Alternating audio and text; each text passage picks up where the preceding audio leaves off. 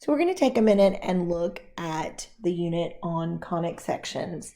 And this particular particular unit happens to be Unit 4 of our pre-cal course. And it is about in the middle of the second 9 weeks, and we've suggested 10 days, of which 8 of those are actual instruction. Then you have a day for review and a day for assessment, I think. There are, this particular unit this is the UBD for that unit, Understanding by Design. And so this particular unit has one course of study objective that we're going to focus on, and that is number 31. And you can see we're looking at conic sections. In the past, students have looked at parabolas and circles, and we're going to extend their knowledge of those, and we're going to extend that into some discussion of ellipse and hyperbolas. Maybe a little technology involved as well, and then we're also going to do some application problems. And you can see in our essential questions, we have a couple of different essential questions here. We have how do I graph them, and not only that, but how do we use them in real life application problems. Okay, I also wanted to look for just a second at the overview for the conic section. This is something that would be in every unit that is in the curriculum. And at the top of each one of these overviews, you have the vocabulary. This is a document that you would want to give your students and let them sort of look at whether or not they really do understand how conic sections are formed and the type of conic sections when they're in standard form and all of those things. And you can see the different emojis that we've used there to help to decide that. Out to the side on the far left column, you have we're going to do one day, and this is really just sort of identifying the conic sections. This one is an ellipse because it looks like that, or that one is a parabola because it looks like that, and so on and so forth. And so that's really sort of the idea behind that first day. And then we have the next 3 days are going to be sort of a focus in. So we're going to focus in for 2 days on parabolas, and then we're going to focus in for 2 days on ellipse and circles, and then we're going to focus in for 2 days on hyperbola. And then finally a day to sort of tie up all the loose ends, put it all back together again, and identify, be able to take any parabola, circle, ellipse, hyperbola, and use that. I want to focus in for just a second on a particular day. They all actually look quite similar in the layout, in the sense that each one of those, the parabola 2 days, the ellipse 2 days, and the hyperbola 2 days, the first day is really designed to help you to spend time with your students on actually graphing the functions, or not functions, but the relations. And so after that, the second day is to look at applications. So let's look at the graphing ellipse graphic organizer, and they all look like this. All of the graphic organizers have the same sort of look to them, where they have the picture, and of course in this case we have 2 pictured because we have an ellipse that's more of a horizontal, has a major axis that's horizontal, and then an ellipse over here that has a major axis that's vertical. And then in this box in the center, you see all the vocabulary, and it's not filled in. That's something that you would fill in with your students as you go through the problems and work with them. And so we're going to look for just a second at a particular example. Well, really quickly before we do, one of the things that a lot of people will spend time talking about is when it looks like this is the A, and when it looks like that, that's the A. And I pretty much just, whichever one is the largest one, I don't really think of those as A and B as much as big and small.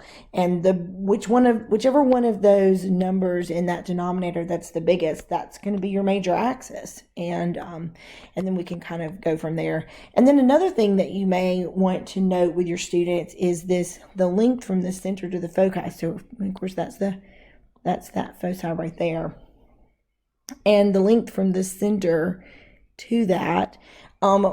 you'll see that written as c squared is equal to a squared minus b squared. And that can be sort of confusing for students because of the subtraction is, when to add and when to subtract. But if you look at it as it's the big squared is equal to the small squared plus the foci squared, and of course that foci being the length from the center to the foci, then that will help them to get that quantity without having to worry about which one is A and which one is B and all that.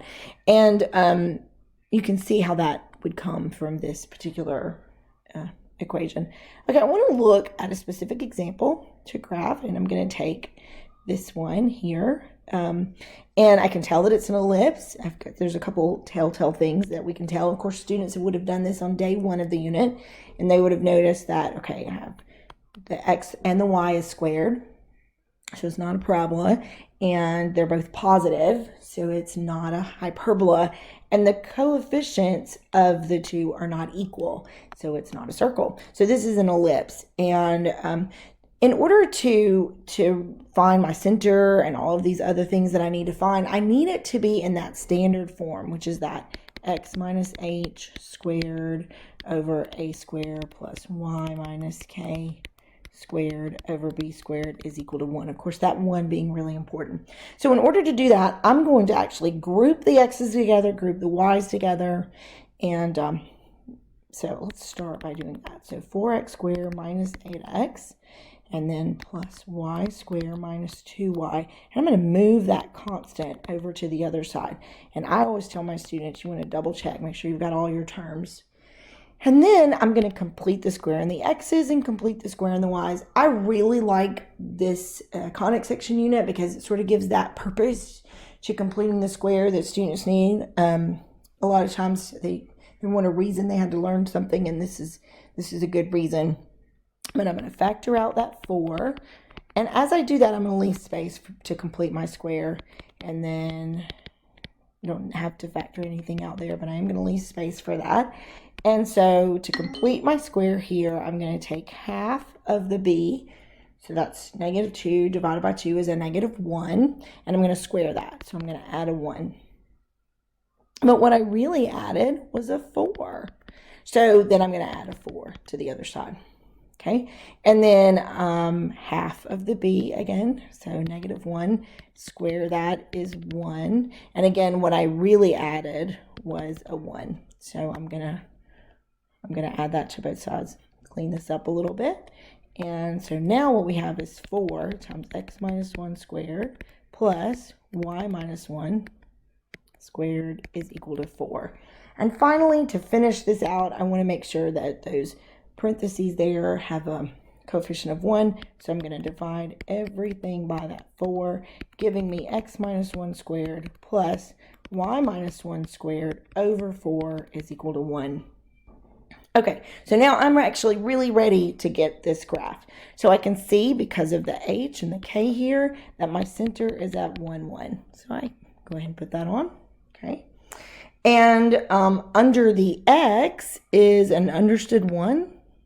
So that's my x distance. And under the y is a 4. So the square root of that goes here. That's a 2.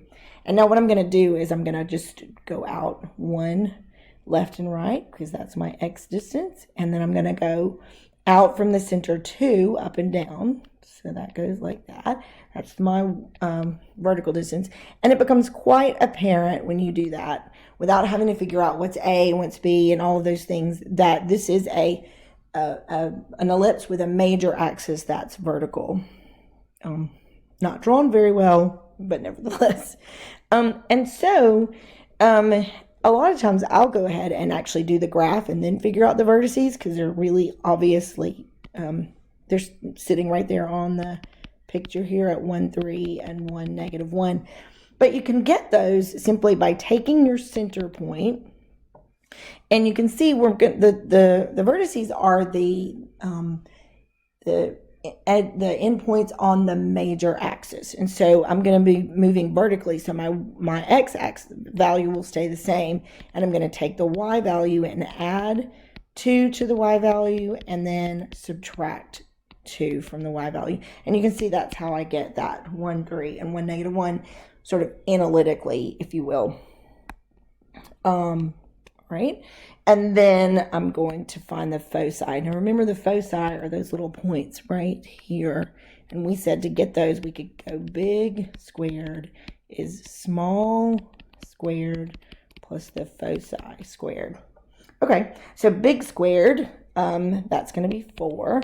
And small squared is 1 plus the foci squared. So then the foci squared is 3, so the foci is the square root of 3.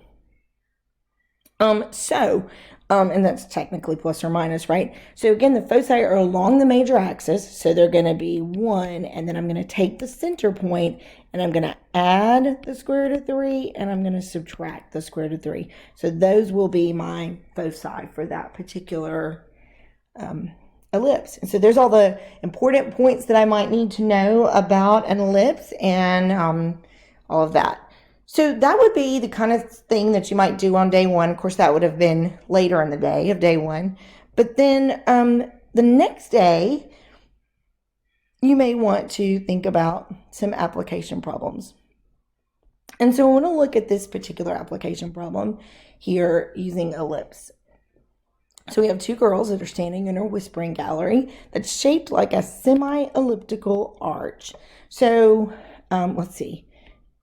The room sort of looks like that, and it's just a half of an ellipse, right? The height of the arch is 30 feet. So if this is the center of the room, this is 30 feet. And the width, so from edge to edge, is 100 feet. So that tells me that this is 50 and this is 50. Okay, so the question is, how far from the center of the room should whispering dishes be placed so that the girls can whisper at each other? That's going to be at the foci of the ellipse. So those are going to be along the major axis. Again, the major axis is the longer one. So they're going to be somewhere right in here. We want to know how far apart should the girls stand and place their whispering dishes. Okay, so essentially I just want to know how far that is. What if we just find the foci? So what if we do the big squared is equal to the small squared plus the foci squared. So that would be 50 squared is 30 squared plus the foci squared. So 2,500 is 900 plus the foci squared. And we can pretty quickly see that the foci squared is 1,600. And then that means that this distance from here to here is 40. So let's erase that 50 and write it. So this is 50, but the distance from the center of the arch to the foci is 40. So the girls should stand 40, feet. The girls should stand 40 feet from the center of the room in order to whisper to each other. So there's another lesson very much like this with hyperbola. And then, of course, before that with parabolas. And I hope you'll find that this unit is good, and I hope that you'll enjoy working through some of these lessons.